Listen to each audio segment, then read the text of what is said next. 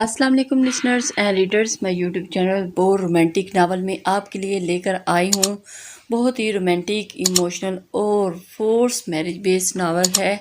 Listeners جیتے چلتے ہیں رکھیل ناول کی جانب، ایپیسوڈ نمبر 3 کی جانب۔ وہ اپنی کالج سے کافی آگے آ چکی تھی۔ کپڑوں کے ایک بازار میں گھس کر وہ مختلف دکانوں کے آگے لٹکے خوبصورت لباس دیکھنے لگی۔ پلاسٹک کے مجسموں کو ایسے عجیب و غریب لباس پہنائے گئے تھے کہ جو اس نے تو کیا کسی اور عورت کے بدن پر بھی نہیں دیکھے تھے۔ کپڑوں کی مارکیٹ سے نکل کر وہ جوتوں کی مارکیٹ میں گھس گئی۔ دکانوں کے سامنے سے آہستہ روی سے گزرتے ہوئے وہ حسرت نگاہوں سے ان قیمتی جوتوں کو دیکھتی رہی جو اس کی قوت خرید سے کہیں باہر تھے۔ وہ اپنے پاؤں کی طرف نظر دوڑانے پر اسے وہی پرانے جوتے نظر آئے جو پچھلے 2 سال سے پہنتی چلی آ رہی تھی۔ کثرت استعمال سے جوتوں کے تلے گھس گئے تھے اور ان کے اوپر چمک دمک بھی بس پالش کی مرہون منت تھی۔ اس بازار سے نکل کر وہ سبزی بازار میں گھس گئی۔ ریڑھیوں سٹالوں پر سجے مختلف اقسام کے عمدہ پھل اس کی اشتہا بڑھانے لگے۔ بہت سارے پھلوں کا تو اسے ذائقہ تک معلوم نہیں تھا کہ کبھی چکھنے کا اتفاق جو نہیں ہوا تھا۔ سبزی بازار کا اختتام نسبتاً چوڑے بازار میں ہوا۔ یہاں ہر قسم کا سامان سجا ہوا نظر آ رہا تھا۔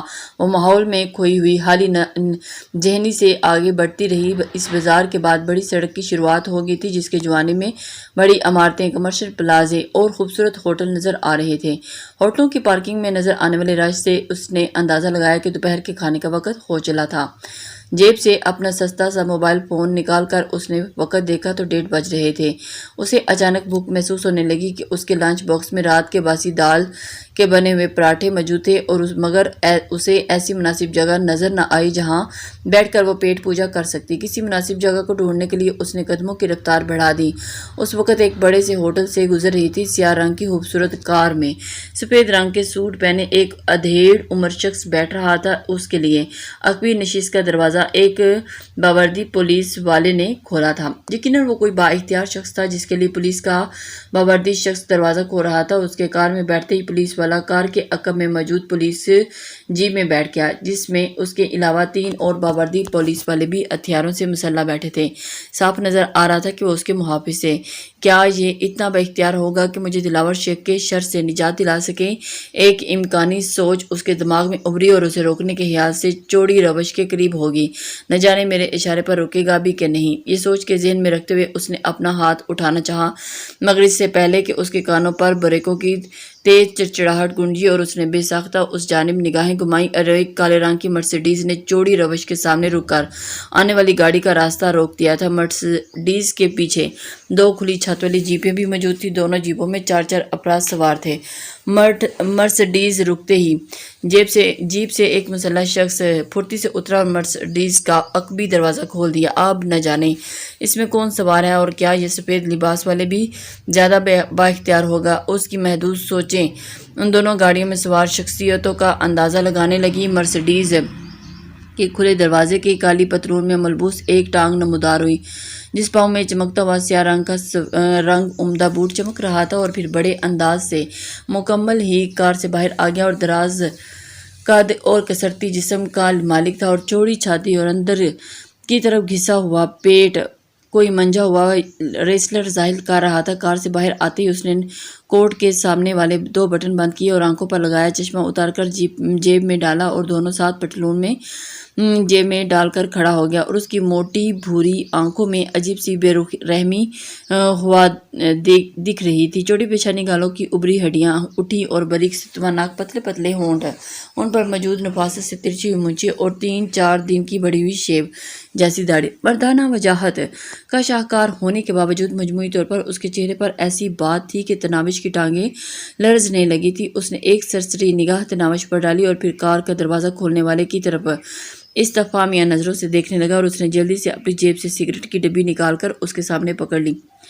ایک سگریٹ نکال کر اس نے اپنے باریک ہونٹوں میں پکڑی اور سگریٹ پیش کرنے والے نے لائٹر جلا کر سگریٹ سلگائی اور پیچھے ہو گیا۔ وہ سگریٹ کا لمبا کش بڑھتے ہی بے تاثر چہرہ لیے ہوٹل سے نکلنے والی کار کی طرف بڑھا اور اسی لمحے تناوش جرجری لیتے ہوئے اس شخص کی طرف متوجہ ہوئی جس سے مدد مانگنے کے لیے وہ اس کے راستے کے قریب ہوئی تھی۔ وہ بھی کار سے باہر آ گیا اور اس حال میں کہ اس کی ٹانگوں میں ہونے والی لرزش تناوش کو بھی نظر آ رہی تھی۔ تو جسٹس ظہیر امجد صاحب، آخر آپ سے ملاقات ہو ہی گئی۔ مرسڈیز سے منابند ہونے والی شخصیت کی آواز بھی اس کی جسامت کی طرح بھاری اور پررعب تھی۔ جسٹس ظہیر امجد نے خشک ہوتے ہونٹوں پر زبان پھیری اور اس کے حلق سے منمناتی آواز برآمد ہوئی، کبیر دادا، کیسے ہیں آپ؟ آپ نے حال پوچھ لیا؟ اب کافی بہتر محسوس ہونے لگا ہوں۔ کبیر دادا کی آواز میں چھپا طنز جسٹس ظہیر امجد کو لرزا گیا تھا۔ تناوش وہاں کھڑی خود کو عجیب سا محسوس کرنے لگی، مگر حیرت کی بات یہ تھی کہ کسی نے بھی اس کے یوں کھڑے ہونے کو اہمیت نہیں دی تھی۔ کبیر دادا، مجھ سے کوئی گستاخی ہوئی ہے کیا؟ جسٹس ظہیر امجد نے ہکلاتے ہوئے پوچھا۔ سنا ہے آپ ہمارے ایک خدمتگار کو پھانسی کی سزا سنانے والے ہیں اور اسی وجہ سے اس کیس کا فیصلہ مسلسل التوا کا شکار ہو رہا ہے۔ نہیں، ایسی تو کوئی بات نہیں مم، میں تو بس اس کی بے گناہی کے لیے کسی مناسب ثبوت کا منتظر ہوں اور اس وجہ سے فیصلے میں تھوڑی تاخیر ہو گئی ہے۔ کبیر دادا نے استہزائیہ انداز میں ہنستے ہوئے اپنے پاؤں اس کی کار کے بونٹ پر رکھا۔ وہ کبیر دادا کا آدمی ہے، اس کی بے گناہی کا اس سے بڑا ثبوت اور کیا ہو سکتا ہے؟ بالکل جناب، آپ صحیح فرما رہے ہیں۔ خوف سے جسٹس کا رنگ پیلا پڑ گیا تھا۔ ویسے اتنے سمجھدار ہو کہ یا مجھے دیکھ کر عقل آ گئی ہے؟ نہیں، ایسی تو کوئی بات نہیں کبیر دادا، وہ خشک ہوتے ہوئے ہونٹوں کو تر کرنے لگا۔ کبیر دادا نے ہاتھ میں سلگتی سگریٹ کی راکھ اپنے بونٹ پر رکھے بوٹ پر جھاڑی اور پھر افسوس بھرے انداز میں سر ہلاتا ہوا جسٹس امجد ظہیر کی طرف متوجہ ہوا۔ اف یار، دیکھو پھر بوٹ کی پالش خراب کر بیٹھا ہوں۔ آپ کے پاس رومال تو ہوگا؟ جی۔ چہرے پر بے بسی کے تاثرات سے جائز جسٹس ظہیر امجد نے جیب سے رومال نکالا اور قریب ہو کر کبیر دادا کے بوٹ پر ماری، سگریٹ کی راکھ صاف کر دی۔ کبیر دادا کے چہرے پر معنی خیز مسکراہٹ ابھری۔ پرسوں شام کو میں اپنے آدمی کی رہائی پر اپنی کوٹھی میں پارٹی دے رہا ہوں، ضرور تشریف لائیے گا۔ جی ضرور۔ جسٹس ظہیر نے اس بات میں سر ہلا دیا اور کبیر دادا اپنی کار کی جانب مڑ گیا اور اس کی سرسری نگاہ دوبارہ تناوش پر پڑی اور کار کے دروازے کے پاس رکتے ہی وہ خفت اور ذلت کے ملے جلے احساس میں مبتلا جسٹس سے پوچھنے لگا، یہ لڑکی تمہاری بیٹی تو نہیں ہے؟ اس نے تناوش کی طرف اشارہ کیا اور پھر جسٹس کا جواب سنے بغیر کار میں بیٹھ گیا۔ پہلے والے آدمی ہی نے کار کا دروازہ بند کیا اور بھاگ کر جیپ میں بیٹھ گیا۔ مرسڈیز ایک جھٹکے سے آگے بڑھ گئی۔ تناوش کی نگاہیں مرسڈیز پر ہی گڑی رہ گئی اور اس کی نمبر پلیٹ پر لکھا ہوا نمبر اتنا عجیب تھا کہ اسے فوراً یاد ہو گیا کہ 302۔ جب تک وہ قیمتی کار نظر آتی رہی تناوش اسی طرف متوجہ رہی اور اس کے نظروں سے اوجھل ہوتے ہی جسٹس کی طرف متوجہ ہوئی۔ وہ مضمحل انداز میں کار میں بیٹھ رہا تھا اور اس کے محافظوں نے اس دوران اپنی جیپ سے نیچے اترنے کی کوشش نہیں کی تھی۔ تناوش کی نگاہ کافی دیر بعد وردی میں ملبوس ان سورماؤں کی طرف اٹھی جو ان کے خوف سے پیلے پڑے چہرے دیکھ کر تناوش کے دل میں کبیر دادا کا مزید رعب بیٹھ گیا۔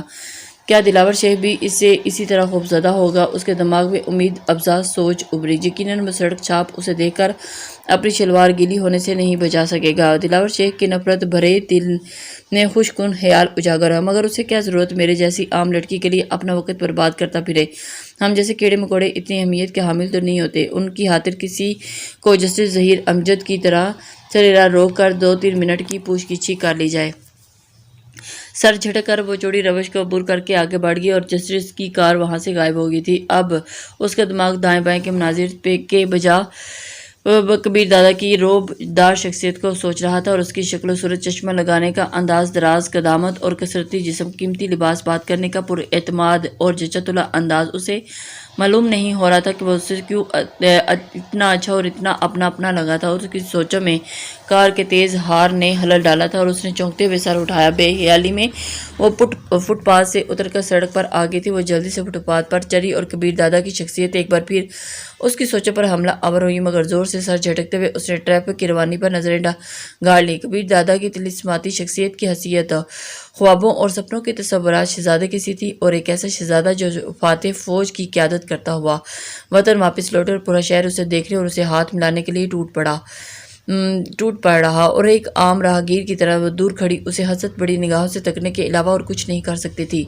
اسکولوں اور کالجوں کی چھٹی کا وقت ہو گیا تھا۔ اسے رکشوں، بسوں اور ویگنوں میں مختلف عمر کے بچے بچیاں بھرے ہوئے گھر کی جانب روانہ دکھائی دے رہے تھے۔ موٹر سائیکلوں اور کاروں کے اندر بھی اسکول کی طلباء ہی نظر آ رہے تھے۔ اس نے گھر واپسی کا سوچا اور اسی لمحے اسے دوبارہ زور کی بھوک کا احساس ہوا۔ دائیں بائیں نظریں دوڑانے پر اسے کچھ فاصلے پر ایک پارک نظر آیا۔ سستی سے پاؤں گھسیٹتی وہ پارک کی جانب بڑھ گئی۔ صبح سے مسلسل چلنے کی وجہ سے اسے سخت قسم کی تھکن محسوس ہو رہی تھی، مگر اس کی جیب میں اتنے پیسے موجود نہیں تھے کہ ٹیکسی یا رکشہ کر کے گھر کا رخ کر سکتی۔ پارک کی سنگی بینچ پر بیٹھ کر وہ کندھے سے لٹکا اسکول بیگ گود میں رکھ کر کھولنے لگی اور پلاسٹک کے ایک ڈبے سے دوپہر کا کھانا ڈال کر لایا کرتی تھی، وہیں اس کا لنچ باکس تھا۔ ڈبے کا اوپری ڈھکن ہٹا کر اس نے ٹھنڈے ہوئے پراٹھوں کو ایک نوالا توڑا اور رغبت سے چبانے لگی۔ شدید قسم کی بھوک میں وہ پراٹھے کسی مروغن غذا سے کم نہیں ذائقہ دے رہے تھے۔ تھوڑی دیر میں وہ دونوں پراٹھے چٹ کر گئی تھی۔ لنچ باکس واپس بیگ میں ڈال کر پارک کے ایک کونے میں لگے الیکٹرک واٹر کولر کی طرف بڑھ گئی تھی، جس پر زنجیر سے بندھے ہوئے ایک سلور گلاس موجود تھا۔ وہ 2 گلاس پانی کے میدے میں انڈیل کر دوبارہ بینچ کے پاس آ کر سستانے بیٹھ گئی تھی۔ کھانا کھانے کے بعد ایک دم تھکن محسوس ہونے لگی اور اس کا دل کر رہا تھا کہ وہیں لمبی تان کر سو جائے، مگر پھر واپسی کے خیال نے اسے اٹھنے پر مجبور کر دیا۔ پاؤں گھسیٹتی ہوئی وہ پارک سے باہر آئی اور ایسے واپسی کے راستے پر گامزن ہوگی کہ اس وقت وہ پرشکوہ اور دیدہ زیب کوٹھیوں کے سامنے سے گزر رہی تھی جب اس کی نظر سفید گلاب کے پودے پر پڑی جو گلابوں سے اٹا پڑا تھا۔ وہ پودا کوٹھی اور سڑک کو ملانے والی سیمنٹ کی پختہ روش کے ساتھ بنی کیاری میں لگا ہوا تھا۔ سفید گلاب ہمیشہ اس کی کمزوری رہے تھے۔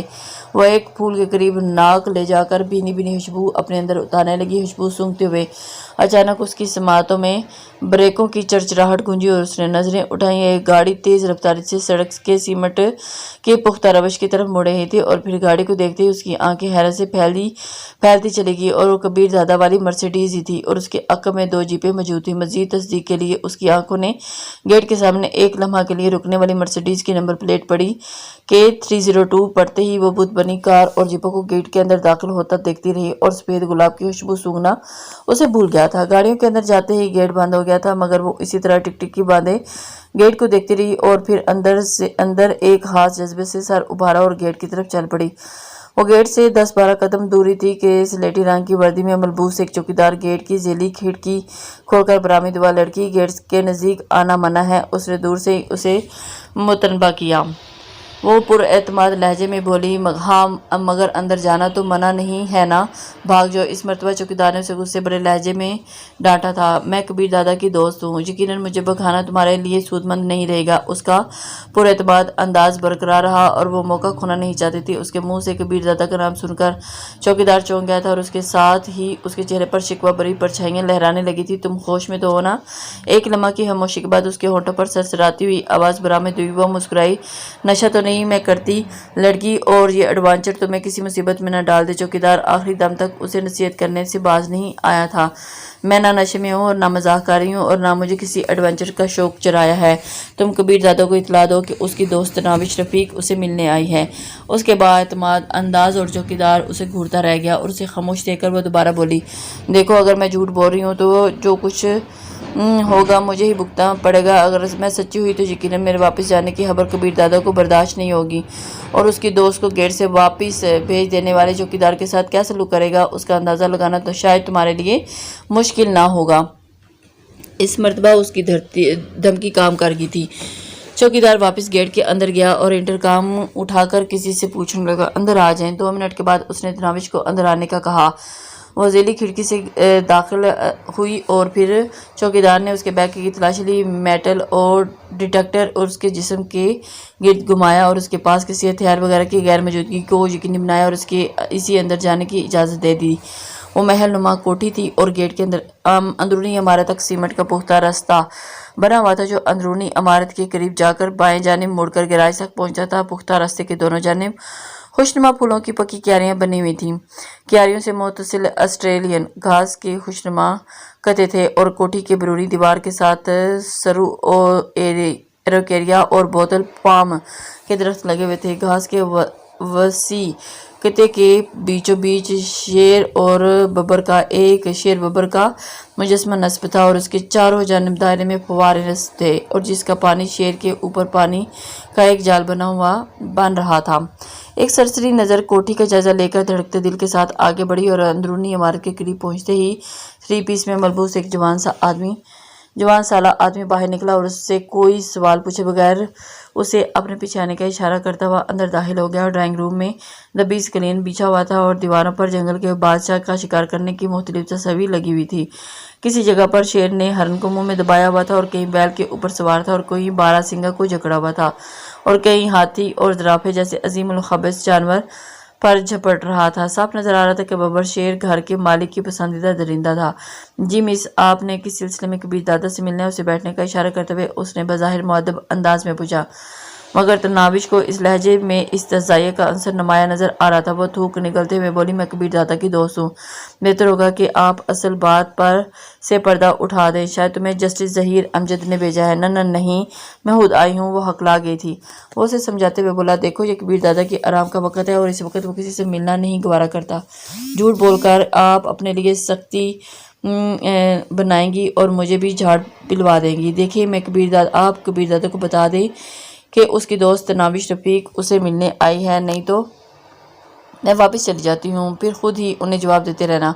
इस मरतबा वो अपने लहजे में एतमाद पैदा करने में कामयाब रही और यूँ भी कबीर दादा के इतने करीब आकर उससे मिले बगैर लौट जाना बुज़दिली होती। दिलावर शेख को अंजाम तक पहुँचाने का ये आखिरी मौका था और गो उसे अच्छी तरह अंदाज़ा था कि कबीर दादा जैसा सूटिड बूटिड गुंडा किसी लड़की के लिए कितना खतरनाक हो सकता था। लेकिन दिलावर शेख की नफरत और दुश्मनी ने उसके दिलो दिमाग पर हर खौफ और डर निकाल दिया था। देखो लड़की, तुम बहुत बड़ा दावा कर रही हो। जहाँ तक मेरे इल्म में कबीर दादा लड़कियों से एक रात से ज़्यादा ताल्लुक का रखना पसंद नहीं करता। उसे तनाविश की बात पर यकीन करना मुश्किल हो रहा था और जो कुछ उसने कहा सुनकर तनाविश का चेहरा भी हिया से लाल हो गया था, मगर पीछे हटने को तैयार नहीं थी। ठीक है, मैं जा रही हूँ, आप जाने और आपका दादा। और उसने आखिरी चाल चली और बाहर की जानिब कदम बढ़ा दिए। 1 मिनट में उसे रुकने का कहकर वो बादिल नाखवासा लकड़ी के मनकूश दरवाजे की तरफ बढ़ा और झिझकते हुए दरवाजे के ऊपर लगा हुआ एक बटन दबा दिया। तनाविश को उसके चेहरे पर पसीने के कतरे चमकते हुए नजर आ रहे थे। यकीनन ये कबीर दादा का रोब ही था और उसके हाथ बंदे की भी डर के मारे ये हालत हो रही थी। लम्हा भर के बाद दरवाज़ा एक झटके से खुला और कमीज़ उतार चुका था और बेबाजू की सफ़ेद बुनियान और पतलून और हवाई चप्पलों में वह दरवाजे पर नमूदार हुआ और उसके चेहरे पर हैरानी के तासरात थे। खिदमतगार ने खुश्क होंठों पर जुबान फेरते हुए कहा, बास, आपकी दोस्त मिलने पर इसरार कर रही हैं। मेरी दोस्त? उसके लहजे में शामिल हैरानी तनाविश के लिए गैर मुतवक्को नहीं थी और उसके साथ ही उसने सोफे पर बैठी तनाविश की तरफ देखा जो उसे देखते ही खड़ी हो गई थी। जी ये लड़की कह रही थी कि उसने हकलाते हुए बात पूरी करना चाहिए, मगर इससे पहले कि कबीर दादा का हाथ घूमा और कूलों के बल नीचे जा गिरा था मजीद कुछ कहे वो दरवाज़ा बंद करने ही लगा था कि तनाविश हिम्मत करते हुए आवाज़ बुलंद बोली, कबीर दादा, मुझसे बात किए बगैर आप नहीं जा सकते। उसकी बात पर कबीर दादा को झटका सा लगा। दरवाज़ा बंद करने का इरादा तब्दील करते हुए वो उसकी तरफ मुतवज्जह हुआ और इस मरतबा उसकी आंखों में दिलचस्पी के आसार नुमाया थे। तुम्हें शायद इस टट पूछे जस्टिस ने भेजा है। कमरे से बाहर आकर उसने सामने खड़ा हो गया और नरम और नाजुक छोटी मुई छुई मुई लड़की के सामने यूं नजर आ रही थी जैसे शेर के सामने खरगोश दिखता है। मैं ज़ाती काम से आई हूँ। हिम्मत मुजतमा करते हुए उसने कबीर दादा की आंखों में झांका और उसके लिए अपना सर काफ़ी ऊपर उठाना पड़ा था। शहर भर तुम्हें ही मैं सोशल वर्कर नज़र आया हूँ, तंज़िया लहजे में कहकर वो पीछे मुड़ा। बात सुन लेने में हर्ज ही क्या है, शायद आपको भी फ़ायदा नज़र आ जाए। गहरा सांस लेते हुए वो दोबारा उसकी तरफ मुतवज्जह हुआ। तुम्हारे पास 2 मिनट हैं, जिसमें से 5 सेकंड गुजर चुके हैं। उसने कलाई पर बंधी सुनहरे डाल की कीमती घड़ी आंखों में के सामने पकड़ ली थी। मुझे एक आदमी को कत्ल करना है और उसके लिए आपकी मदद चाहिए। बदले में आपको जो भी दरकार हो मैं दूंगी। न चाहते हुए भी उसके मुंह से कहकर बरामद हो जो बिल्कुल ऊपर लग रहा था। यकीनन उसके होंठ हंसने के लिए नहीं बने थे। लड़की, मुझे बिल्कुल भी अंदाज़ा नहीं हो रहा कि तुम क्या चाहती हो। एक बात तो यकीनी है कि तुम कबीर दादा से ज़रा सी भी वाकफियत नहीं रखती। आप मुझे थोड़ा सा वक्त देंगे तो मैं अपने बारे में कुछ बता पाऊंगी। 2 मिनट में क्या वजाहत कर सकती हूँ? अच्छा बोलो। सोफे पर नशीस संभालते हुए उसने थप्पड़ खाए हुए खिदमतगार को रफा दफा होने का इशारा कर दिया। तनाविश को बैठने का उसने नहीं कहा था। वो उसकी इजाज़त के बगैर उसके सामने नशीस संभालते हुए कहने लगी, मैं एक बेसहारा यतीम लड़की हूँ। हमारे मोहल्ले का गुंडा दिलावर शेख मुझे आए रोज़ तंग